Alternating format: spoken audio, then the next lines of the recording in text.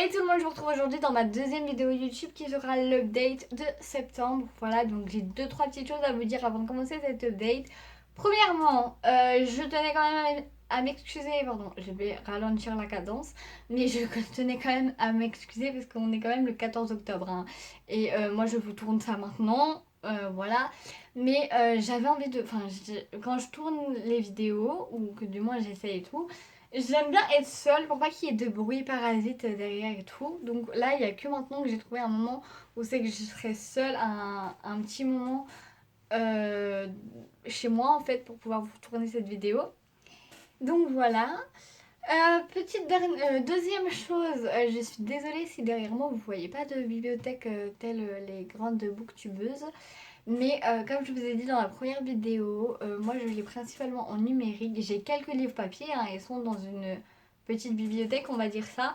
Mais premièrement, elle est quasiment vide. Enfin, il y a quoi dessus? Il y a mes livres de la bibliothèque Rose Violetta, parce qu'à l'époque je lisais ça. Le coffret, quelques livres after.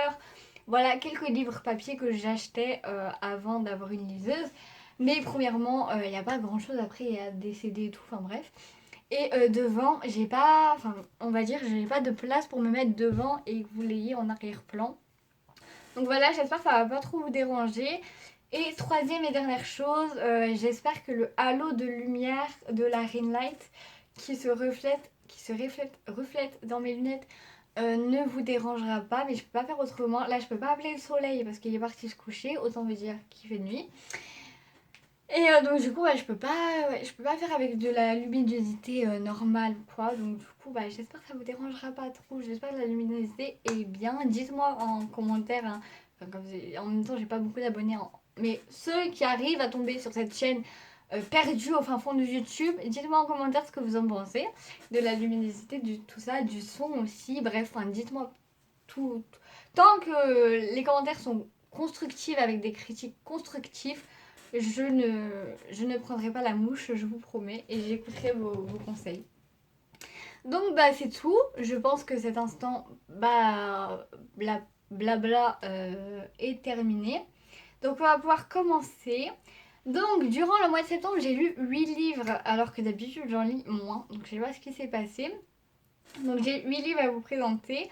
Donc on va commencer tout de suite pour pas perdre plus de temps. Donc j'ai commencé le mois de septembre en finissant le tome 1 de Briard Université. Si je regarde là, c'est parce que j'ai le récapitulatif de mes lectures. Voilà, donc pour ceux qui ne savent pas, c'est la série compagnon des Off Campus. Donc en gros, dans Off Campus, on suit la première génération de hockeyeurs avec Garrett, Dean, Logan, etc. Et là, on suit la deuxième génération avec d'autres. Donc, c'est toujours écrit par El Kennedy, publié aux éditions Hugo dans la collection New Romance. Voilà. Donc, on va suivre Summer, qui n'est autre que la sœur de Dean, donc le personnage principal du tome 3 de la série initiale. Et en fait, ce qui se passe à ce moment-là, c'est que Summer, elle doit partir de là où elle habite. Donc, je crois que c'est une sororité, mais je voudrais pas m'avancer parce que je suis pas très sûre, mais il me semble que c'est une sororité. Donc elle doit partir de la sororité parce qu'il s'est passé un truc, elle est virée quoi. Et donc du coup elle appelle Dean en mode je sais pas où dormir. Et Dean il lui dit écoute, va dans l'ancienne maison que j'occupais avec les gars. Qui est maintenant occupée par les autres gars, enfin les nouveaux hockeyeurs quoi, mais va là, je te jure que ça va pas les déranger et tout. Donc elle y va, et elle trouve, enfin elle rencontre, enfin non, elle le rencontre pas parce qu'elle le connaissait d'avant. Donc Colin est là, enfin Colin ou Colline comme vous voulez. Bref, et en fait avant qu'elle habite avec eux, il me semble, ça remonte à il y a assez longtemps, donc je suis désolée si c'est un peu décousu. Mais avant qu'elle habite avec eux, elle avait embrassé Colin, il me semble, au Nouvel An. Ou alors elle voulait l'embrasser, et en fait elle avait embrassé un des autres hockeyeurs, il me semble. Bref, du coup, en tout cas, ce que vous... J'ai du mal à parler, excusez-moi. Ce qu'il faut savoir, c'est que quand elle arrive pour habiter avec Colin, et c'est pas la joie, quoi. Enfin, ils se détestent pas, mais elle est pas ravie, quoi. C'est pas de gaieté de cœur qu'elle y va. Et bref, voilà. Et sinon, à part ça, comment je pourrais vous résumer la chose? Voilà, va y avoir une proximité forcée. Je peux pas dire qu'il va y avoir un triangle amoureux parce qu'il est tout petit, mais bon, il va y avoir un moment où elle va se rapprocher d'un autre gars aussi. Et voilà, ah bah, je sais pas trop quoi vous dire. Parce que franchement, la vérité, c'est que ce tome-là, je l'ai. Enfin, c'est pas que je l'ai pas aimé, mais je me suis pas. Enfin, je me suis pas attachée à Summer et à Colin. Je me suis pas... Je sais pas si je le dis à l'anglaise ou à la française, mais je me suis pas attachée à Colin. Colin. Je saurais jamais. On va dire Colin parce que durant ma lecture, je l'appelais Colin tout le long. Donc je me suis pas attachée à Summer et Colin. Vraiment, je me suis plus attachée à Brenda qui est le personnage du second tome là que je n'ai pas encore lu. Mais bientôt, mais je me suis plus attachée à Brenda qu'à Summer quoi. Enfin, j'ai pas trop aimé. Après, je l'ai mis longtemps en pause entre fin, fin août, début septembre. Je l'ai mis longtemps en pause, donc c'est peut-être pour ça aussi, je ne sais pas. Mais en tout cas, c'est celui que j'ai le moins c'est celui que j'ai le moins aimé de tout de tous les El Kennedy que j'ai lus. En tout cas, avec la série Off Campus. Voilà, donc je sais pas trop quoi vous dire d'autre. Ensuite, L'As de cœur de Morgane Mancomble. Donc publié aux éditions à Hugo, dans la collection de romances, on connaît. Donc, il est connu ce livre, donc je vais vous faire un résumé, mais bon. Donc on va rencontrer Lévi qui est joueur de poker professionnel et c'est de son papa l'était aussi, donc du coup il est devenu comme ça. Et en fait il s'est passé quelque chose avec le rival de son papa et du coup son papa est décédé. Et en fait pour Lévi c'est de la faute du rival de son père. Et donc du coup il se dit d'accord, alors moi je vais venger mon père et je vais aller battre le rival de mon père, donc il s'appelle Tio je crois. Je vais aller battre le rival de mon père au grand championnat de poker à Vegas là. Donc il est prêt à y aller et tout, il s'entraîne et tout. Et un jour il rencontre Rose et en fait Rose elle a des facultés qui pourraient peut-être l'aider à gagner ou du moins l'avantager dans ce tournoi. Donc il lui dit viens avec moi, enfin, genre, s'il faut, je te paye même, mais j'ai besoin de toi. Et pour pas que ça soit trop bizarre qu'elle soit avec lui comme ça et qu'elle puisse déambuler dans la salle de jeu, enfin, dans la salle où il joue au poker, quoi, il dit, bah écoute, on va faire semblant de sortir ensemble. Voilà, c'est le pitch de base. Ah non, il y a aussi un truc important, c'est que, enfin, je sais pas si c'est tellement important ou si ça va vous gâcher la lecture. Non, je préfère pas vous dire. Voilà, c'est ça le pitch de base.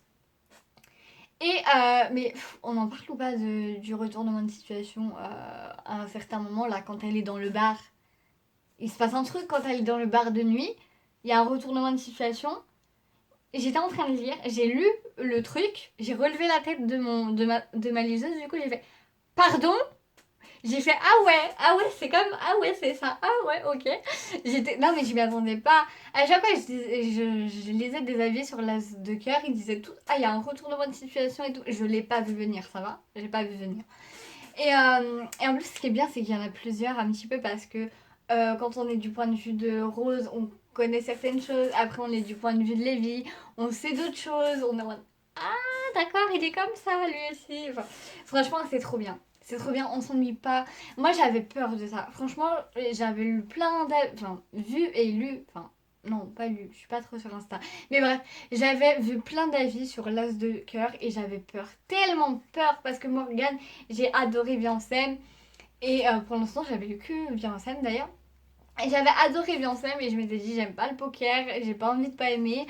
Et j'avais peur, il était tellement aimé, je me suis dit, ah, j'ai peur de pas aimer, etc. En fait, j'avais peur de mettre l'attente tellement haute que j'aimais pas, quoi. Et en fait j'ai kiffé parce que même si j'aime pas le poker, en fait, voilà quoi, c'est pas tellement dérangeant quand on arrive à s'y mettre dedans. Il y a 2-3 fois où j'ai dû retourner au début du livre pour voir un peu le lexique et regarder à quoi correspond quel mot. Et voilà, mais sinon, à part ça, ça m'a pas dérangé plus que ça. Des fois, dans la phrase, on comprenait ce qu'il faisait, et puis même si on comprenait pas tant que ça, c'était pas si grave non plus. Voilà, et puis sinon, à part les retournements de situation, quoi, que j'ai pas vu venir, j'étais choquée, hein, franchement. Franchement, bonne lecture, il n'y a pas à dire. Alors, je suis pas le genre de personne qui note mes lectures, donc vous aurez rarement des notes avec moi, même sur Goodreads. J'utilise Goodreads que pour répertorier mes lectures, mais sinon, je les note pas parce que je suis très nulle pour noter des lectures. Donc, il n'y aura pas de 5 étoiles, 4 étoiles avec moi. Ensuite, le troisième livre que j'ai lu durant ce mois de septembre est une petite nouvelle signée Morgane Mancomble qui s'appelle Valentine's Date. Et en fait, dans cette toute petite romance, on va toute petite, oui, romance en soi parce que c'est nouvelle, mais on va suivre Valentin, voilà, qui le jour de la Saint-Valentin a un date avec la meilleure pote de sa sœur. Donc autant vous dire que c'est pas lui qui avait envie d'avoir le date, sa sœur elle lui a un peu forcé la main, elle a dit j'en ai marre de savoir célibataire là. Voilà, lui, les dates, il en a un peu ras la casquette. Mais il dit, bon, vas-y, j'y vais, comme ça lui fera plaisir et tout. Et donc, il y va, et donc, il fait son date tranquille. Sauf qu'à la fin, il se rend compte d'un truc. Et je peux pas vous dire quoi, je suis obligée de m'arrêter là, parce que sinon, ça serait vous spoiler. Voilà. Mais sachez que c'est une bonne petite lecture qui se lit très très vite. Moi, j'ai mis 1 heure à la lire, sachant que je suis sachant que j'ai un rythme de lecture très lent. Mais, euh, mais voilà, j'ai bien aimé. Et puis franchement, à la fin, t'es en mode ah, bon, bah au final, c'est pas plus mal. Enfin voilà, vous verrez. Mais voilà, j'ai bien aimé. Petite romance tranquille, quoi. Ensuite, j'ai lu Et moi, je te fuis, toujours de Morgane Mancomble. Ah, mais je l'ai saigné hein, ce mois-ci, Morgane Mancomble. Hein. Donc là, c'est le spin-off déjà de Viens on s'aime, pour ceux qui ne savent pas, mais ça m'étonnerait. On va suivre Zoé, qui est la meilleure amie de Violette, du coup, du premier tome, et Jason, qui est le meilleur ami de Loane, du premier tome. Sachant que les deux romans, que ce soit Bien on s'aime ou Et moi je te fuis, ils se passent, j'ai l'impression, en même temps. Il n'y a pas de Bien on s'aime, il s'est passé avant Et moi je te fuis et tout, c'est en même temps. Donc du coup, Zoé et Jason, ils se sont jamais rencontrés parce que pas Logan, non. Lohan et Violette, ils sont pas, enfin ils sont meilleurs amis, mais ils n'ont pas eu l'occasion de faire rencontrer leurs meilleurs amis respectifs. Vous voyez ce que je veux dire? Juste. Voilà, pardonnez-moi. Ils n'ont pas eu l'occasion de se faire rencontrer leurs meilleurs amis respectifs. Et du coup, Zoé et Jason, la première fois qu'ils se rencontrent, ça va être lors du Nouvel An. Voilà, et autant vous dire que ils ont envie de s'amuser hein, lors de ce 1er janvier. Ils disent, bah pourquoi pas, on va coucher ensemble. Hein. Voilà, ils couchent ensemble. Sauf que c'est le coup le plus mauvais de toute leur vie. Mais autant pour Zoé que pour Jason. Quoi. Autant l'un pour l'autre, c'est tout pourrave, c'est n'importe quoi. Il y a les chats qui les embêtent. Enfin, c'est franchement tout pourrave. Hein, voilà.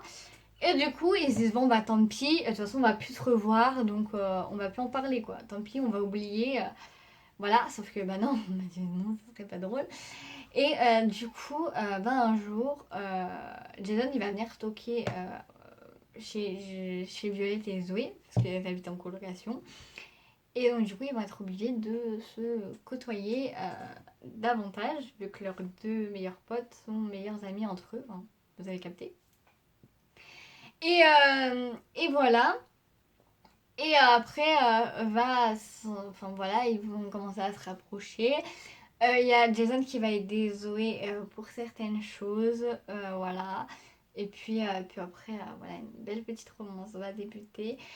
J'ai bien aimé parce que ce livre ne parle pas seulement de romance, mais il aborde aussi des sujets de TCA, il me semble. Je voudrais pas dire de bêtises parce que je m'y connais pas, mais il me semble que Zoé a des problèmes avec la nourriture et personnellement ce n'est pas mon cas. Voilà, mais s'il y a des personnes qui sont concernées par ça, peut-être, je pense pas que ça pourrait vous gêner, mais franchement je ne sais pas, donc je préfère le dire quand même. Voilà, mais sinon quoi dire d'autre franchement pas grand chose. En plus, oui, vu que les deux tomes ils se passent en même temps, du coup j'ai bien aimé parce que les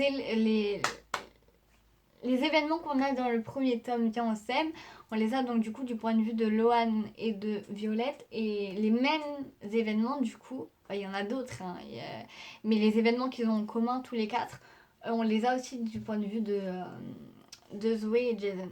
D'ailleurs, il y a un élément fort qui se passe du coup dans Violence Sème, mais du coup aussi dans Et moi je te suis. Et du coup, on peut voir la réaction de Jason face à cet événement. Et voilà. Je sais pas si vous voyez pour ceux qui l'ont lu de quel événement je parle, mais je pense.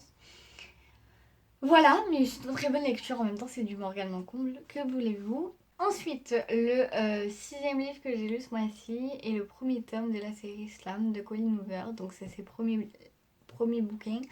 Donc, le titre de la saga, enfin de la trilogie, n'a pas été traduit. Donc, voilà. Donc, nous, la trilogie en soi en France n'a pas de nom. Mais le tome 1, lui, s'appelle Indécent. Voilà, donc il est lui publié en revanche chez J'ai lu et non chez Hugo. Donc dans cette histoire, on va suivre Laken qui vient de perdre son papa. Il est décédé d'une crise cardiaque. Et donc du coup, elle et sa mère, enfin plutôt sa mère, décident de partir habiter dans le Michigan. Voilà, et 10 minutes après son arrivée, même pas, elle fait la rencontre de son voisin Will. Et en fait, tout de suite, il y a un petit peu un feeling entre eux. D'ailleurs, ils sont beaucoup aidés par la relation que tissent leurs frères respectifs. Donc, j'ai totalement oublié leur nom. Mais voilà, le fait que leurs frères s'entendent bien, ça les aide un petit peu à se rapprocher.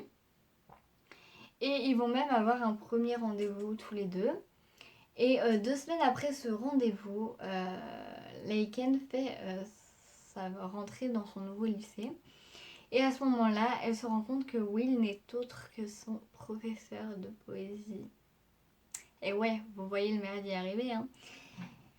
Du coup, bah ils peuvent pas être ensemble. Logique, parce que il s'appelle pas Macron en fait. Et du coup, faut que j'arrête de faire cette blague à chaque fois que je parle de relation prof-élève. Mais du coup, voilà, ils peuvent pas être ensemble, quoi. Parce que bon, la différence d'âge, je vous le dis, n'est pas grande, hein. Parce que Laken vient d'avoir 18 ans. Et Will n'a que 21. Donc en soi, il y aurait que la différence d'âge, ça poserait pas de problème. Mais le statut prof-élève pose toujours un problème. Du coup, voilà, donc en plus, après dans le roman, Laken va apprendre quelque chose. Et quand elle va apprendre ça, elle va avoir besoin de Will. Et à chaque fois, Will, il va être là pour elle. Mais après, quand il va réfléchir, il va dire ah, mais j'aurais pas dû être là pour toi. C'est pas normal, je suis ton prof, en fait, ça va pas. Mais en même temps, ils peuvent pas aller contre le fait qu'ils ressentent des choses l'un pour l'autre, quoi. Parce que leur, euh, leur attirance, elle est mutuelle et ils peuvent pas aller contre ça, quoi. Donc ça va être assez compliqué. Mais voilà. Après, la fin du livre m'a fait pleurer. C'est pas la fin parce que, comme je vous ai dit, il y a 2 autres tomes. Mais la fin du premier tome m'a fait pleurer un petit peu. Et je sais pas où c'est que le deuxième tome il va nous emmener, mais en tout cas je vous redirai ça. Sinon après qu'est-ce que j'ai pensé? Bah ouais moi j'ai bien aimé, enfin franchement voilà. En plus il y a un truc, enfin il y a des choses tu t'y attends pas. Donc voilà après c'est du coup les nouvelles pareil. Hein. C'est tous mes arguments, c'est ah bah en même temps c'est du machin, on est mal barré. Hein. Mais ouais je sais pas quoi dire d'autre.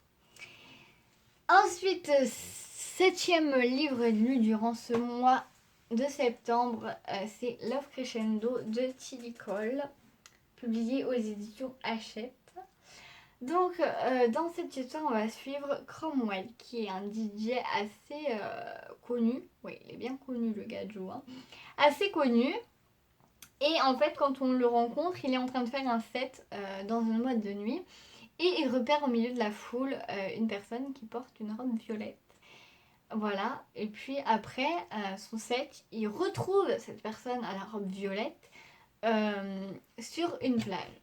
Et cette fille, qui est autre, du coup, je vais quand même vous dire son prénom, Bonnie, elle va clairement le regarder et le dire ta musique, c'est pourri en fait. C'est de la merde. Enfin, elle lui dit pas ça comme ça, mais très clairement, c'est ce qu'elle lui dit quoi. Ta musique, c'est pourri.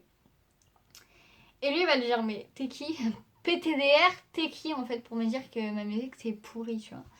Après, il dit bon, bah au pire, cette meuf, je vais pas l'avoir. Eh, ton avis, j'en ai rien à faire. Déblaye, tu vois. Donc, du coup, c'est tout. Sauf qu'après, il va se passer quoi? Bah, il va se passer que Cromwell, il va aller étudier dans une université. Il va aller étudier la musique. Et en fait, dans cette université, il va être en coloc avec... comment il s'appelle le gars de Joe Je sais plus, j'ai envie de l'appeler Ethan, mais je sais qu'il s'appelle pas Ethan. Bref, je sais plus comment il s'appelle. Il va être en colocataire avec en colocation plutôt avec un gars. Et ce gars n'est autre que le frère de Bonnie, évidemment. Sinon, ça ne serait pas drôle. Mais attention, ce n'est pas tout. Parce que les rapprocher, oui, mais autant les rapprocher un maximum, autant vous dire. Donc, Bonnie va être dans la classe de Cromwell. Et ils vont devoir évidemment travailler ensemble sur un projet commun. Sinon, ce ne serait pas drôle. Non, non, très clairement, c'est un livre que j'ai aimé. J'ai bien aimé ce livre. Et voilà, j'ai bien aimé ce livre. Et il aborde des sujets compliqués tels que la mutilation, des choses comme ça. On apprend aussi à un moment donné que Bonnie, elle est pas top, top, top. Voilà. Je crois que c'est pas dit dans le résumé, mais bon, Bonnie, à un moment donné, elle est malade.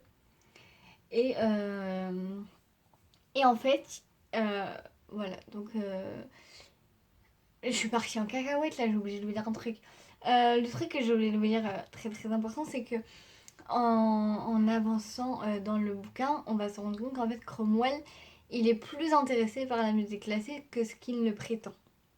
Et aussi c'est pour ça, c'est le pourquoi du comment, juste au début de leur relation, Bonnie elle lui a dit mais ta musique c'est pourri. Premièrement parce elle aimait pas enfin elle aime pas l'électro, mais il y a aussi une deuxième raison, vous la découvrirez en lisant le livre. Et en fait pour en revenir un peu dans mon avis du livre, il y a un événement qui va se passer à la fin du livre. Et en fait pour ceux qui l'ont lu, cet événement va concerner le frère, enfin va être fait par le frère de Bonnie.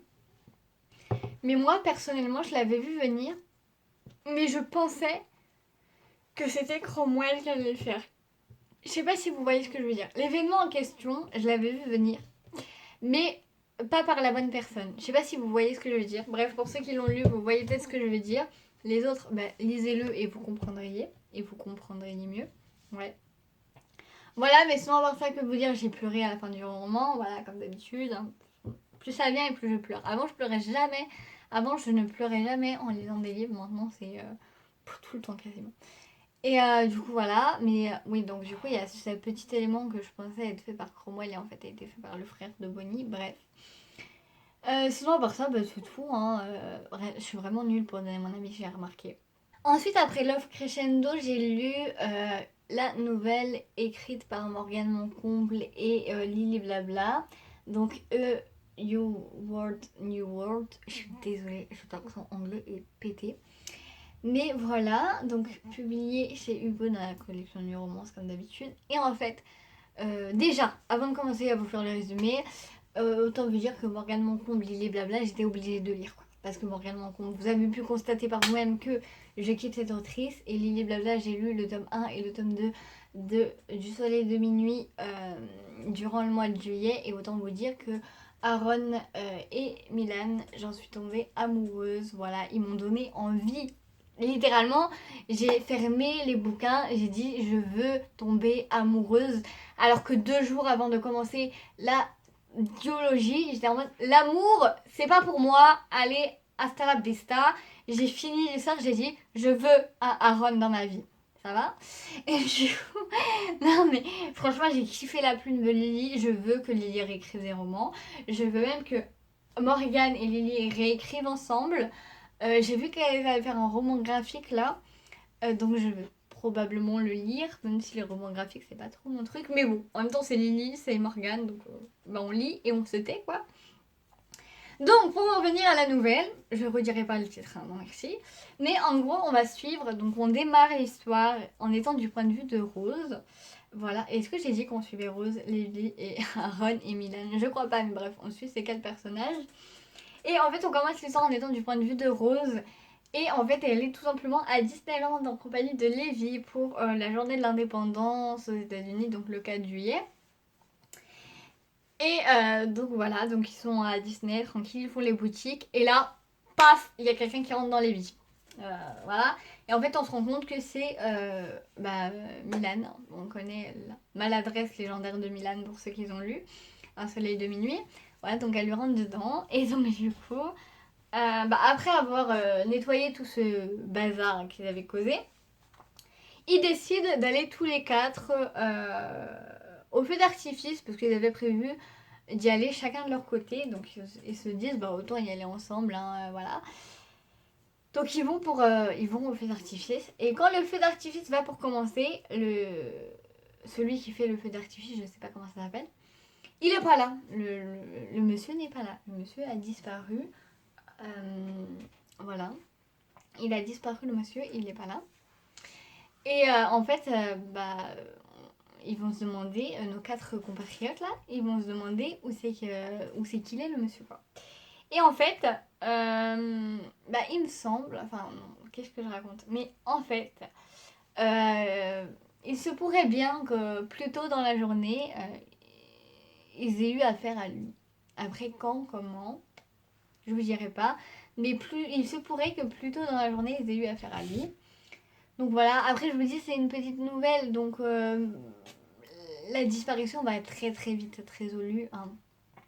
On va pas se cacher, hein. Mais c'était, franchement c'était très très très très très très très très très très très beau. Et comment se termine la nouvelle, j'étais trop contente, et j'ai fait c'est trop bien et tout, bon bref, voilà.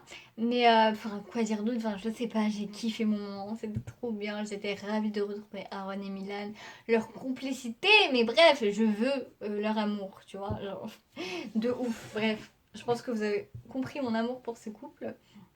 Voilà, et puis ouais, j'ai kiffé quoi. Franchement, si Morgane et Lily, elles peuvent réécrire ensemble, autre que le roman du coup, graphique, mais je dis oui, même une saga écrite par Morgane et Lily, moi j'achète, tout de suite j'achète. Bref, voilà. Je me suis un peu trop emportée, je trouve. Et enfin, le dernier livre dont je vais vous parler dans cette update lecture, c'est Quoi qu'ils en disent de Noémie Dany, publié aux éditions Hugo dans la collection New Romance.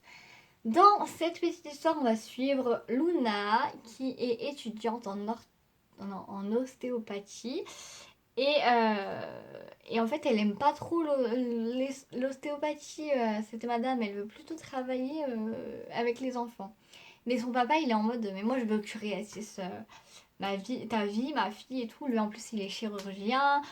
Son frère aussi, je crois, il est chirurgien. Enfin, ils sont tous dans la médecine. Donc elle a été un peu forcée, entre guillemets. Enfin, forcée, non. Parce qu'au début, elle travaillait dans la médecine et après, elle s'est remise en ostéopathie. Mais bon, elle aime pas... Enfin, bref, elle aime pas ses études de toute façon. Et du coup, elle a réussi à avoir sa première année, mais de façon très, très, très, très juste, quoi, sur le film. Et donc, du coup, son père, il lui dit, écoute, tu vas aller réviser un bon coup pendant 2 semaines en Ardèche, dans la maison familiale qui se trouve à côté de celle de Tata Daniel. Et elle a dit, mais je peux pas aller 2 semaines en Ardèche alors que Tata Daniel, je peux pas me la voir.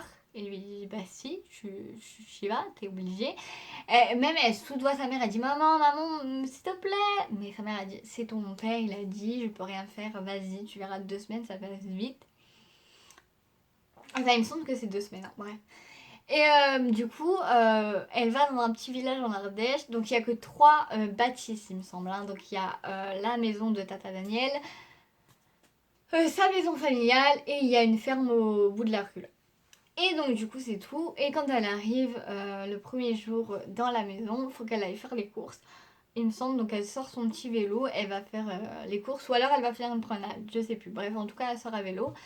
Et bien qu'il soit que 3 dans ce village, ou dans cette rue en tout cas, on arrive quand même à la renverser en voiture. Donc rien de grave, hein, juste voilà quoi. Et donc il y a un gars qui sort de la voiture et là il commence à s'embrouiller en mode oui t'aurais pas pu voir que j'arrivais, patati patata, bref après ils repartent chacun de leur côté. À ce moment-là la rencontre n'est que seulement anecdotique. Seulement 2-3 jours après il me semble, ou le lendemain je sais plus, Tata Daniel là elle lui dit vas-y va me chercher du lait à la ferme en bas de la rue. Elle y va. Et Luna, quand elle arrive à la ferme, qu'est-ce qu'elle voit? Le vendeur, le fermier, l'agriculteur là, ce n'est autre que celui qui l'a renversé en voiture 2 jours plus tôt. Et là, elle se dit, bah super, genre il y a 3 personnes, les 2 personnes avec qui je partage la rue là, je peux pas me les voir. Voilà, elle dit super. Sauf que Luna, elle laisse traîner ses petites oreilles là. Et elle entend que Gabriel, donc du coup le fermier, il a besoin d'elle. Non, il a pas besoin d'elle, mais elle... Qu'est-ce que je raconte? Mais elle entend que Gabriel, là, il a besoin d'aide à la ferme. Parce que, en fait, le monsieur est papa. Et du coup, il a tellement de travail qu'il n'arrive plus à passer du temps avec sa petite fille. Et du coup, bah, il lui dit j'ai besoin d'aide, qu'on m'aide à la ferme, j'ai beaucoup trop de travail et tout. Bah, mon frère il m'aide de temps en temps, mais c'est pas assez quoi. Et elle s'en fout de la ferme, elle aime pas ça, mais tout ce qu'elle voit, elle c'est si j'aide à la ferme, je vais pas pouvoir réviser, hein, et puis je serai occupée, donc voilà. Donc elle a dit si moi je peux t'aider, moi je peux t'aider. Et lui sur le coup il est en mode mais t'es qui Tu viens de la ville, tu crois que tu vas pouvoir m'aider à la ferme? Voilà. Et puis au final, après, il accepte qu'elle l'aide. Et va s'en suivre, voilà, après, il va s'en suivre un début de romance. Enfin, Gabriel va se sentir attiré par Luna, Luna va se sentir attirée par Gabriel, sauf que Luna a 20 ans et Gabriel en a 33 et 13 ans de différence. Ce n'est pas bien vu, surtout que Gabriel a mauvaise réputation dans la région car il était marié du coup à la mère de sa fille. Et il s'est passé un truc avec la mère de sa fille et du coup il l'a quitté. Donc qu'est-ce que j'en ai pensé de ce livre? De base, faut savoir que moi, si je l'ai lu, c'est parce que c'est la trope papa célibataire qui m'a attirée. Et de mon point de vue à moi et pour ma part, maintenant ceux qui n'aiment pas les enfants dans les romances, ça va pas vous déranger vous. Mais pour ma part, vu que j'aime bien avoir des enfants dans les romances, j'ai trouvé qu'il n'y avait pas assez de moments avec Zélie. Donc Zélie, c'est la fille de Gabriel. Donc il y en a avec son père. Mais j'ai trouvé qu'il n'y en avait pas assez avec Luna. Donc il y en a. Mais pour ma part, pas assez. Si je prends la comparaison de Starter to Heaven, là, d'Elinda Dane. Donc vous allez me dire, oui, mais en même temps, genre Heaven, c'était la nourrice de la fille de, de Tristan. Donc normal. Oui, c'est vrai, vous avez raison. Mais moi, de mon point de vue à moi, j'ai trouvé qu'il n'y avait pas assez de scènes avec Zélie, tout simplement. Voilà. Après, pour ceux qui n'aiment pas les enfants dans les romances, au moins, ça vous dérangera pas à vous. Voilà. Mais sinon, à part ça, c'était une bonne petite lecture, j'ai bien aimé. Je compte lire, quand il sera sorti, le spin-off sur le frère de Luna, donc Baptiste. Voilà, Baptiste et Sam. Et voilà. Donc voilà. Bon, bah cette vidéo est à présent terminée. Je tiens à vous dire que ça fait 56 minutes que je tourne. Donc évidemment qu'il y aura eu des cuts durant cette vidéo. J'espère en tout cas que ça s'est pas trop vu. Si c'est le cas, je suis désolée, je vais essayer de faire du mieux possible. Voilà, mais cette update est à présent terminée. J'espère qu'il vous aura plu. Je tenais encore à m'excuser si parfois je bafoue, je me reprends à plusieurs fois, mais c'est seulement la deuxième vidéo. Donc voilà, je sais pas trop comment finir cette vidéo, enfin je sais pas trop comment finir mes vidéos en tout cas, mais je vous souhaite de bonnes lectures, je pense que je vais dire ça. Je vous souhaite de bonnes lectures et jusqu'à la prochaine vidéo, prenez soin de vous. Bisous.